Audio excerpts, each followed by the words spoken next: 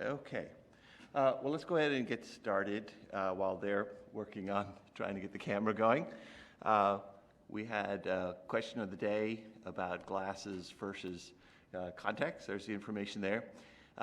Let me mention that we're going to be switching into midterm mode. I'm going to be talking about the midterm a lot on Wednesday. So that's kind of going to be the time that I'll give you a lot more detail about it. My suggestion would be that you finish homework 5, do this Thursday, and then you do the exam. We're asking you to finish it by Tuesday of next week, so you have a lot of time to complete the exam. I'm going to put the materials up later today. I know some people are anxious to see it, so I'm going to put everything up, including the midterm itself and the key to the midterm. And that seems a little bit crazy because, you know, why give you the key at the same time I'm giving you the test? But remember, we're not grading you on the correctness of your answers. You'd only be cheating yourself if you kind of looked at the key first, you know, before you worked on the exam. So we think it's important for you to give yourself this experience of spending 60 minutes, you know, taking an exam and getting feedback from your TA about it. If you have wrong answers or if you struggle with it, that's actually useful to know. So don't look at the key until you've actually done the midterm itself, and I'll say more in Wednesday's lecture. So today, let me switch to the, and let me also mention, you'll see on the page here that I have a link to the inheritance handout. That's today's lecture. It would be very helpful for you to print that if you can for what we're going to do in the lecture today. Normally I pass it out in the class. So let's switch to the document camera. Let me try to make sure that I am looking at the same thing that you're looking at. So today the topic is inheritance. This is something that we talk about in 142, so some of you will have seen this there. We cover it in a lot more detail here. So some of what I'm going to do today is review, but a lot of it is new. In 142, I mentioned the idea of code reuse, that's kind of what inheritance is particularly good at. And I use a non-programming example where I say, suppose you had a company that had an employee hierarchy where we had, say, clerical employees over here, we had professional employees over here, and under clerical we might have a secretary, and under secretary a variation of that would be a legal secretary. Professionals might include lawyers, engineers. So this is an example that I've used that those of you who took 142 from me will recognize. And it's been turned into actual code by Marty Stepp in the textbook. So the example that I give is, you know, that suppose that there's something like a 200-page booklet that's given to all employees, you know, that describes benefits, procedures, and so forth. And by default, everything would apply to everybody in the company. You know, so if you went to an employee orientation, you know, you're there with all kinds of employees and they give you this document, but then maybe the next day you go back to, you're a lawyer, you go back to your division and they give you some little six-page supplement to the 200 pages. So the nice thing about the 200-page document is we can write one document that by default applies to everybody. That's the code reuse idea, writing it once and having it apply everywhere. But you still have the opportunity to have a variation. And so what are the things you want to be able to do? You want to be able to add things to it so that there could be new things, you know, new rules, for example, that apply to lawyers. And you want to be able to override. So the example that I give is that they might have told you here to use the yellow form to apply for vacation. We don't do that in the Division of Lawyers. We use the pink form to apply for vacation. So it's overriding. It's a slightly different version of it. So now in Java, these would correspond to classes. And what have we been saying about objects and classes is that classes define state and behavior. So by creating a hierarchy like this, an inheritance hierarchy, basically lower level classes inherit all of the state and behavior from the things that are above them in the hierarchy. And we use a description, sometimes we talk about this as we want to have an is-a relationship as you look up the chain. So you'd want it to be true that a legal secretary is a secretary, that a secretary is a clerical worker, that a clerical worker is an employee. Kind of looking up, that would be true. That wouldn't necessarily be true looking down. All legal secretaries are secretaries, but not all secretaries are legal secretaries. So that's kind of a basic idea, and we cover that in 142 and have you kind of really understand the override idea. Another non-programming example that I like to use is I like to think about a vehicle hierarchy. And there's kind of a slightly different sense, different from the is-a sense, that another way of describing it that's actually a little more specific, or a little more constrained, is can substitute for, as kind of another way of thinking of it. So, in terms of vehicles, you could have, what I usually put over here is I put a bike over here. We put, say, a car over here, would be different kinds of vehicles. Among cars, there's lots of ways of breaking it down into different kinds of cars, but maybe there's Hondas, and maybe among the Hondas, we have Honda Accord, and there might be a variation of an Accord, which would be an Accord LX, a luxury Accord, and there might even be variations on that where you had something like an Accord LX that had luxury package 872 that includes extra things, I don't know, Siri integration or leather seats or something like that. So this would be an example of another kind of hierarchy. And now I want to talk about this idea about substituting for. There's another bit of terminology that we use with this. We talk about the idea of filling a role. So that's a term actually that a lot of people in the object-oriented programming community will use. So one of the things that you'd think about is, well, suppose that you were expecting an Accord, and what I gave you was an Accord LX.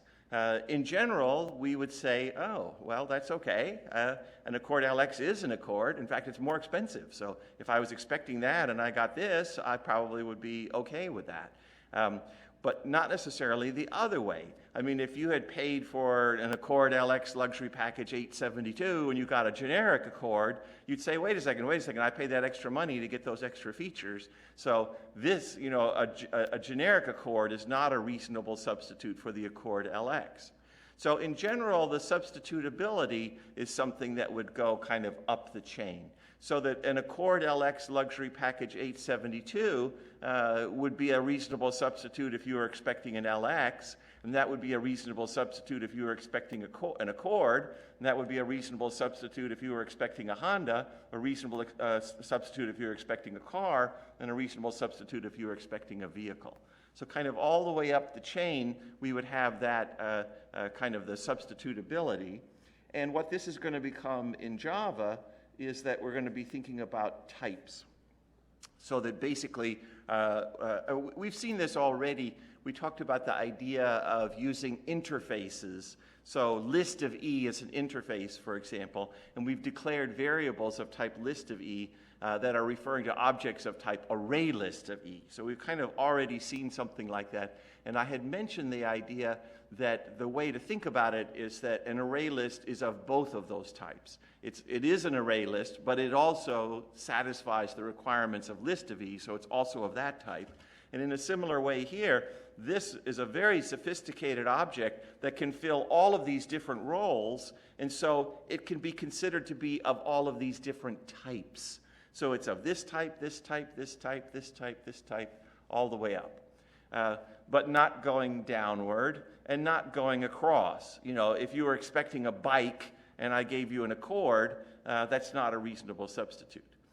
Now, it's not a perfect analogy. I mean, maybe you'd say, oh, well, if you give me an Accord, I'd sell it, and I'd use the proceeds to buy a bike, and maybe even have a little cash left over. So it's not a perfect kind of substitute. But, I mean, if you were expecting to go biking, then an Accord is not going to be something that you can use to go biking. So that's just not going to work out. So this is a kind of a different view of thinking about these objects. in terms of the idea of substituting one for another. Let's take a look at some Java code, because I think that it becomes a little clearer when we do that. So suppose that we had a public class called type A, and it's got some code inside of here. And then we introduce another class, public class type B. Now this is kind of the simple header that we've been using. Here with the type B, I'm going to have an extra little clause in here where I'm going to say extends type A. So that's kind of how we introduce an inheritance relationship. You guys who took 142 from us practice this in the critter assignment because you had all of your critter classes extend a class known as critter. So you would have included a little clause like this. We've talked about the idea that you can have an implements clause in a class header, saying that you implement various interfaces. If you have both an extends and an implements clause, the extends comes first, and then the implements clause would come next. And you may remember that you can implement as many interfaces as you want. That's not true of inheritance. Java has single inheritance, so you can only extend one class. So type B here is extending the type A class. In this case, since we didn't say, Java will fill in for you. If you don't say what a class extends, then it extends a special class that's known as object. So everything has an inheritance relationship other than this special class that's known as object. That is kind of like our employee, or it's like our vehicle, you know, something at the top of the hierarchy, something that's very, very generic. So the way we would draw the hierarchy here then is that we would have type A here, and we would show type B beneath it, so that type B is inheriting from type A. In the case of interfaces, when you said that you like suppose that we wanted to say that class type B is going to implement the list of E interface. So suppose that's what we were going to do. Then you may remember that I said it's a little bit like the idea of certification. It would be like saying that this is a certified list. And that basically gave you a set of obligations. You know, when you implement an interface, there are a whole bunch of methods that you're required to have included in your class. And if you don't have those methods, then you're not considered to be a certified list. You know, you don't actually implement the list interface. So in the case of interfaces, when you say that something implements an interface, you're kind of giving yourself an extra burden that you have to satisfy by having all of the appropriate methods within the class. Inheritance is different. I mean, well, how do we use the language, the term in English? I mean, if you think about inheriting, you know, you'd like to have, say, some rich uncle or something that when the uncle passes on, maybe you get some money or something, you know, a family heirloom. You inherit something. You're given something for free, in effect. Well, that's true with Java's notion of inheritance as well. So as I mentioned, this class is going to have some state and behavior to it. And by saying that this class extends that class, this one automatically has the state and behavior of this class over here. So for example, if this class had 6 public methods, just putting this right here and having no code at all, even an empty class, this one would automatically have those 6 public methods. So it inherits the state and behavior of the class that it's extending. There's some terminology that we use for this. We refer to this as the superclass, and we refer to this as the subclass. I think that's unfortunate terminology because super sounds like it's more sophisticated, more fancy, and actually it's the opposite sense in an inheritance hierarchy. You know, the super thing was a vehicle, you know, something very simple and generic. And the sub thing was a very sophisticated Accord LX luxury package 872. So super and sub have kind of an opposite sense in inheritance than they do in the English sense of what it means to be super. In C#, the names that are used for this is that this is known as the base class, and this is known as the derived class. And base sounds a little bit more simple. Derived sounds a little bit more complicated. So anyway, but Java uses the term super and sub, so that's kind of the terminology that we'll use for this. All right, so far a lot of this is a review of what you would have already seen in 142, and we did an exam question where we asked you to show that you could come up with an inheritance hierarchy and understand the idea of overriding. But there's going to be more that we want you to understand for the 143 class. So one of the issues that comes up is when we have variables that are of a different type than the object that the variable refers to. So suppose that I have a type A variable called x, and I say that it's going to be set to be a new type B object. Type B object. So what happens when what we put here doesn't match what we put here? And we might also have a type B variable y, which we set to be a new type A object. So the first question is kind of, is this okay? Does it work? Well, remember I mentioned this idea of substitutability, and I said it would apply to types. So if you had something that was of type B, is it a reasonable substitute for a type A? And the answer is yes. That's like when I had the situation where I had a legal secretary here and secretary here. And we did want it to be the case that all of the legal secretaries are secretaries, so that they can fill that role. They are of that type. So if you were expecting a type A, which is kind of the simpler kind of thing, and I gave you the more sophisticated thing, a type B, this is okay. This is kind of giving you a more sophisticated object that's filling the role of the superclass. So this compiles. We're going to talk about some of the implications in a second, though. But what about this line of code? If you were expecting a type B and you were given a type A, so if you were expecting a legal secretary and you got a secretary, well, maybe some secretaries are legal secretaries, but if it's just kind of a generic secretary can't fill the role of a legal secretary. So this is basically not allowed. It doesn't even compile. That line of code doesn't even compile. But now, one of the things that you have to understand is there's kind of two sides to what's going on in this little assignment statement. That I have a variable here, and what I have on the right-hand side is an object. Object. So there are kind of two types involved, and there's some terminology that we'll use for this. We often refer to this variable type as the declared type. And we often refer to the right-hand side as the actual type.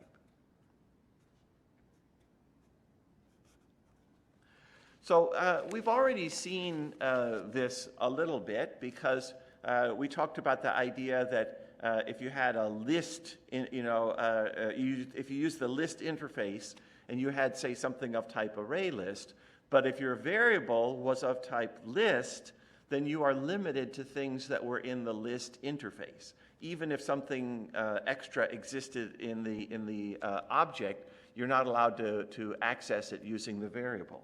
So let me give an example here. Suppose that there was a method called be-only method. Okay, it's a strange name for a method, but I think you get the sense that the B class adds a method called be-only method. So a B object knows about a be-only method, but a type A object would not. The type A class doesn't have that method in it. The type B class does. So the question is, are you allowed to say this? And the answer is no. There's a notion, another bit of terminology that's used for this sometimes is that we talk about the idea of a contract. What did you contract for? When I have this declared type here being of type A, I am saying that my contract is for something of that type. I don't need this variable x to refer to anything that's any more sophisticated than a type A.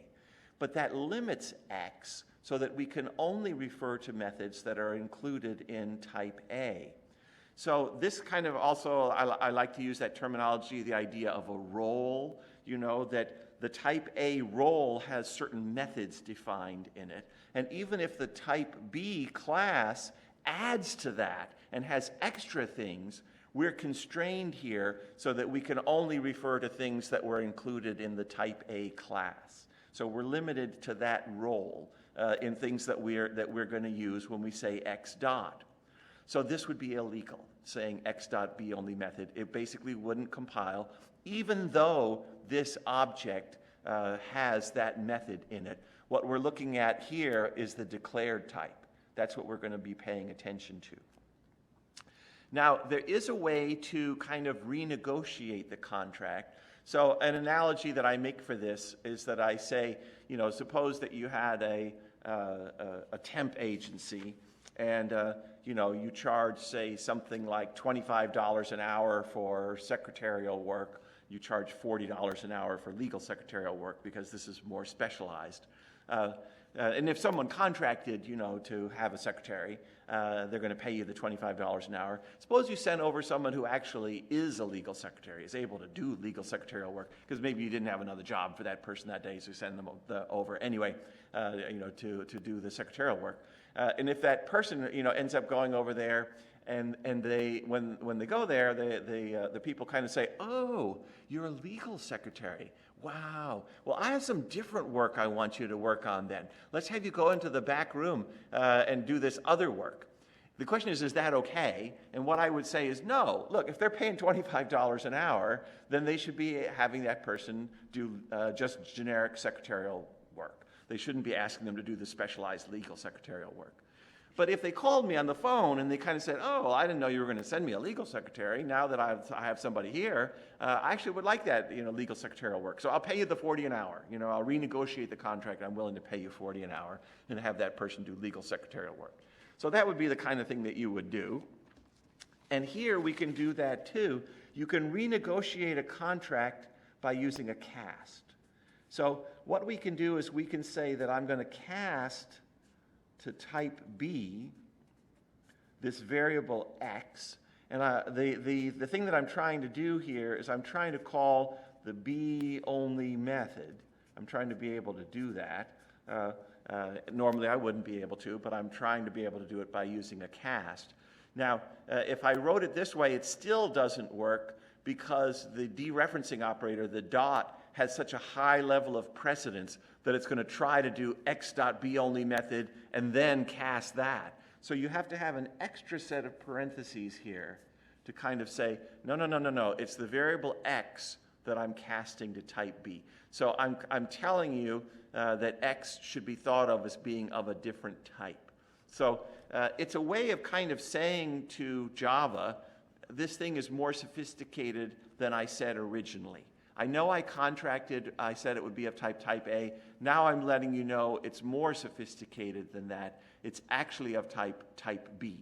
So I can cast to a type B, and then I would be allowed to call the be only method, because now the contract is for something of type B, and it does include a be only method.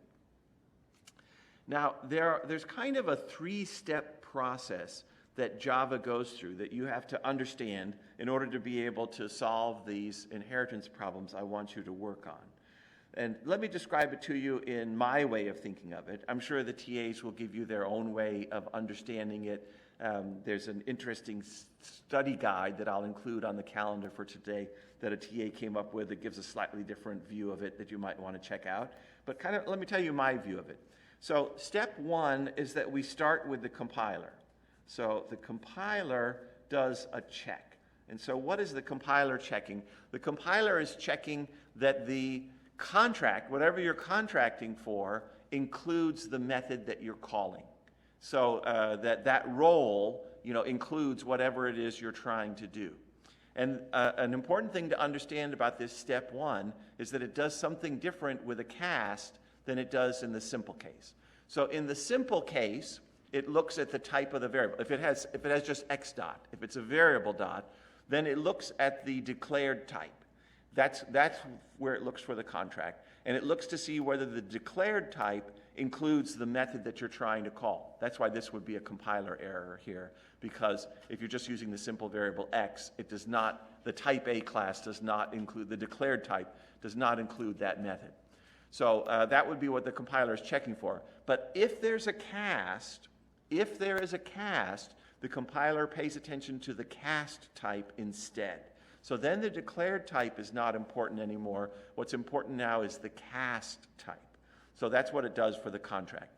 And so in this case, the compiler is looking at type B and asking whether type B includes a B-only method, and presumably it would. That was the idea, is that that was included in the type B class. So we would pass the compiler in this case. But basically, you might lie to Java. You might say it's going to be of type B, and it may be that it turns out it isn't of type B when you get to actually executing the program. So this compiler check is done in advance when the program is compiled. And so you can get past the compiler, but there is a runtime check, and that is done only in the case where there's a cast. So if there's no cast involved, then this step 2 is not relevant. So this only occurs when there's a cast involved. So when there's a cast involved, at runtime, the computer makes sure that the actual object that you've listed over here can fill this type that you're listing here. You're claiming that it's going to be of type B, but what if this actually said type A? What if the actual object was of type A? Well then, by doing the cast, you would get past the compiler. You'd kind of fool the compiler, but Java keeps you honest. Java would check at runtime and see whether the cast was legal. And it says, can the object that this refers to fill the type B role? And if that had been type A, then the answer is no. A type A object isn't able to fill the type B role, and so you would get a runtime error. So there's 2 different kinds of errors that can occur, and the check is done in that order. That Java checks for compiler errors first, and then it checks for runtime errors next.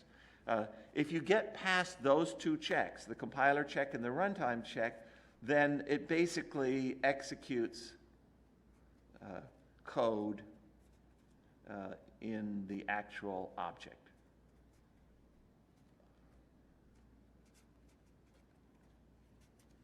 So if you get to the point where you're going to be doing the executing of the code, the only thing that matters in that step 3 is the right-hand side.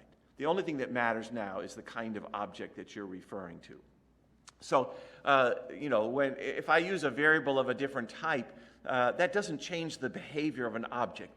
Objects behave in a consistent manner. So any given object is always going to behave based on its type. And that's why in this 3rd step, the only thing that matters is the actual type, the actual object, the right-hand side of what we had there. So this is what comes into play in that 3rd step, is that we just see what is the behavior of a type B object, and we have it perform that behavior.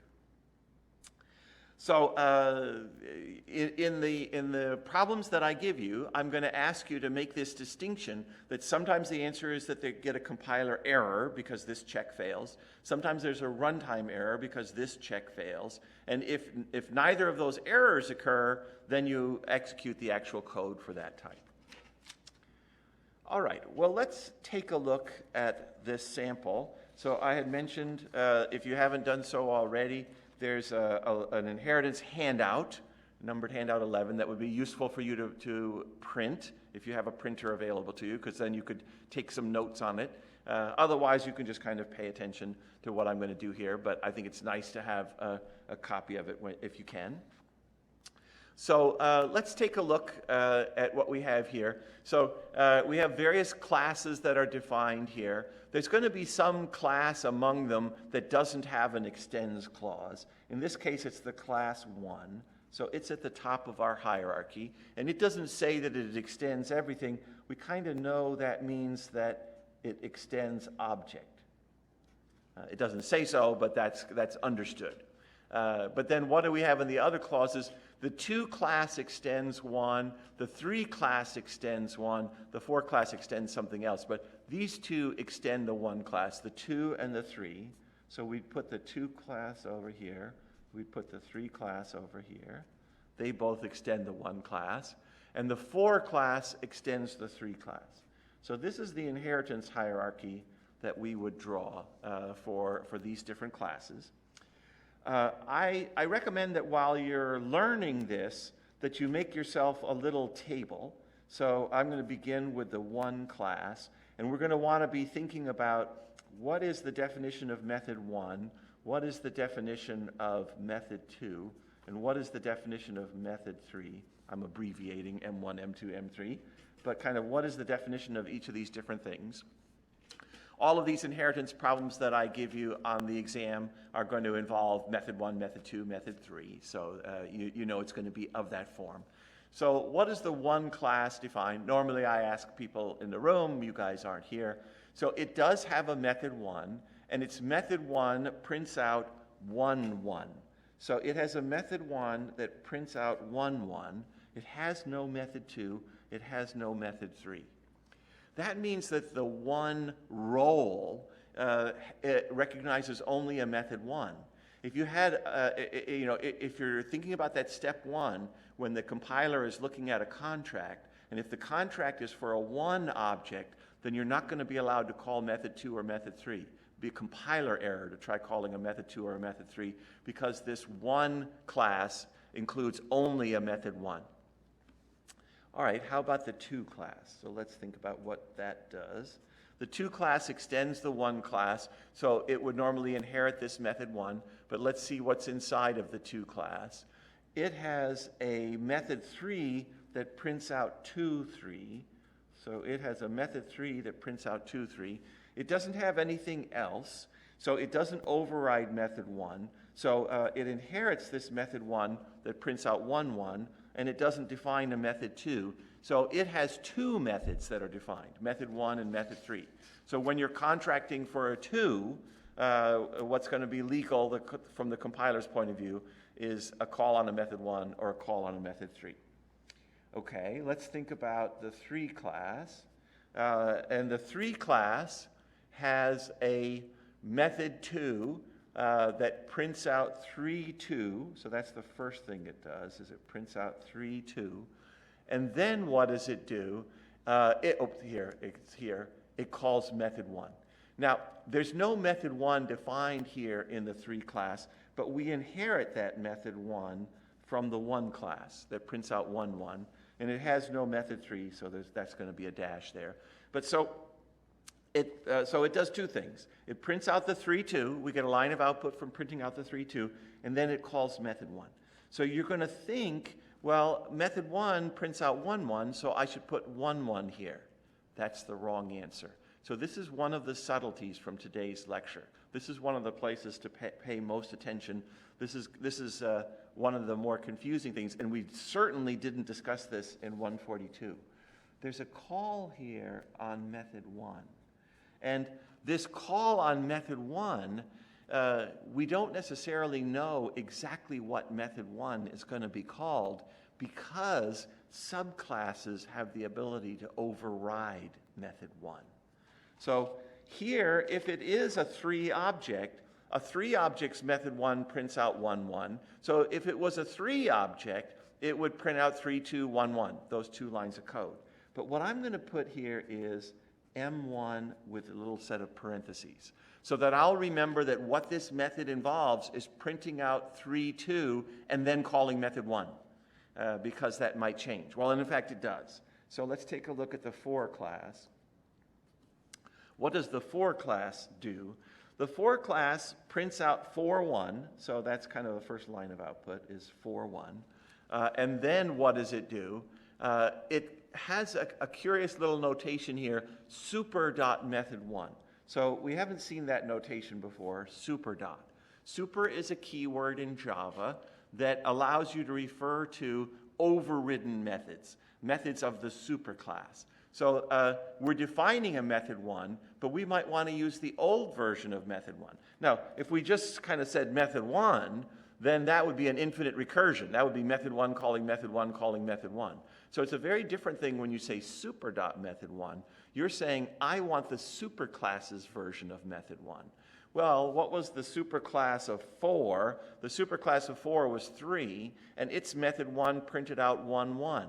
So the superclass's method 1 prints out 1, 1. And you might think that I have to do something here that's like what I did here, but the answer is no. You will always know with a call on superdot exactly what method is being called. So it'll always be clear exactly what method that is. And in this case, then, it's a method that prints out 1, 1. So we know that that call on super.method 1 prints out 1, 1. What else is in this class? There's a method 3 that prints out 4, 3. And it inherits method 2, so it doesn't define its own.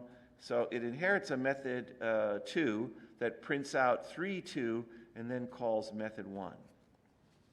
So think about how a 4 object is going to behave when you call its method 2. It's going to print out 3, 2, and then call its method 1 that produces 2 lines of output. So a 3 object, when you call its method 2, produces 2 lines of output because it prints out 3, 2, 1, 1. But a 4 object produces 3 lines of output because it prints out 3, 2, and then calls method 1, which prints out 4, 1, and 1, 1. That notion, that idea that this method here can be overridden, so that I don't know exactly what method is being called here. So we would say that that method call takes on many forms. And there's a technical term for that. We call it polymorphism. We saw a version of this in the even in the 142 final exam that we had a line of code that would behave differently depending upon whether a method had been overridden. And the same thing is kind of happening here. So polymorphism is a very important aspect of inheritance, and that's kind of one of the things that makes this a little harder to understand otherwise. Being able to call superclass methods is something extra as well that you need to understand.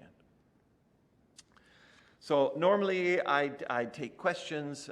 We don't have the time to take questions. So, we have the time, but nobody's here, sorry. Let's go ahead and take a look. I want to show you solve some of the specific problems that are here. Basically, what I do is I give you a set of variables that are defined, and the variables refer to specific kinds of objects on the right-hand side.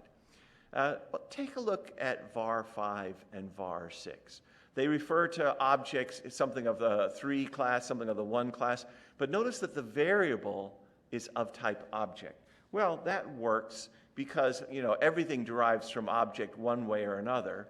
So I've said, if you want to think of it, for example, what I'm doing here is I'm using a 3 object. A 3 object can fill the 3 role, the 1 role, and the object role. So it's of type 3, and it's of type 1, and it's of type object. That's why that line of code works, setting that var 5 to be a new 3 object. But then the declared type, the left-hand side, the declared type in that case is object, and object does not include a method 1 or a method 2 or a method 3. So if you see any use of var 5 dot, you know that that's not going to pass the compiler, because that initial check is the compiler wants to make sure that whatever you've contracted for includes the method that you're calling.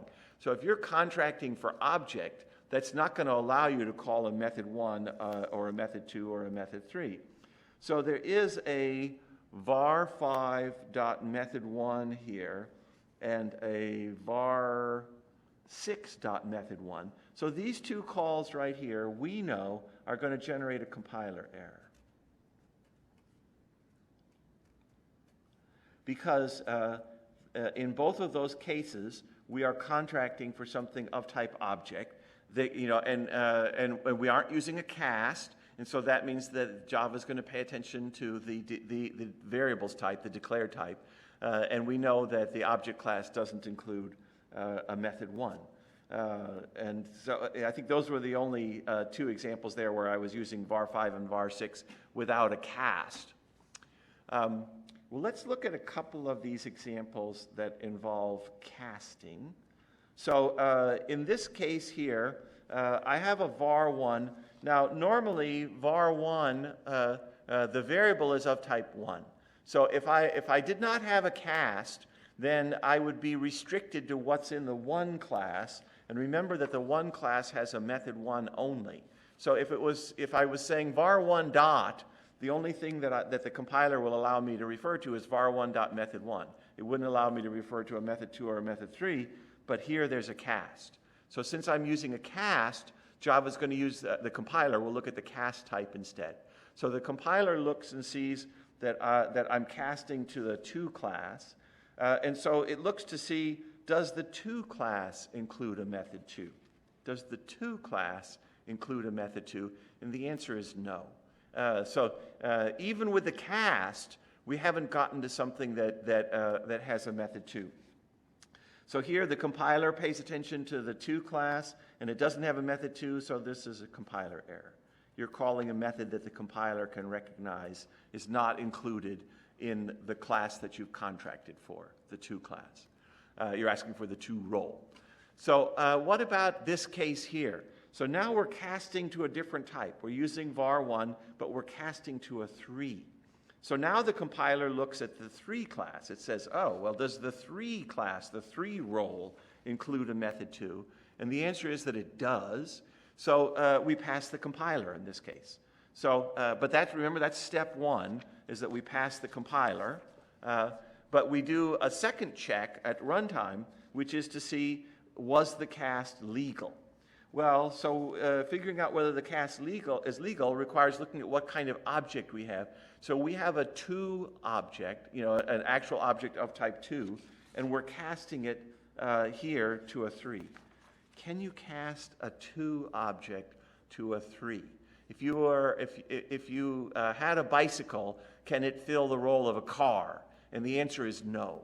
So remember, substitutability doesn't work across. So a 2 object is not a reasonable substitute for a 3, so the cast is illegal. The cast is illegal, which means that we get a runtime error. This is basically a case where we would have tricked the compiler. We would have gotten past the compiler by claiming that it was going to be a 3, but Java doesn't let you claim things without checking to make sure that you're telling the truth. So at runtime, it will check that and make sure that that's of an appropriate type. And it finds that it isn't of an appropriate type, so we get the runtime error. Well, let me show you a couple more that are here. Let's take a look at these 2 calls that involve var5. So remember that var5, the variable was of type object. So saying var5 dot, we weren't going to be able to call any of method 1, method 2, or method 3 using just the simple variable. But using a cast, the compiler pays attention to the cast type. So here you're basically saying to the compiler, trust me, it's actually going to be of type 4. And so Java looks to see, does the 4 class include, and what's the call here? It's on a method 2. Does the 4 class include a method 2? And it does. So you pass the compiler.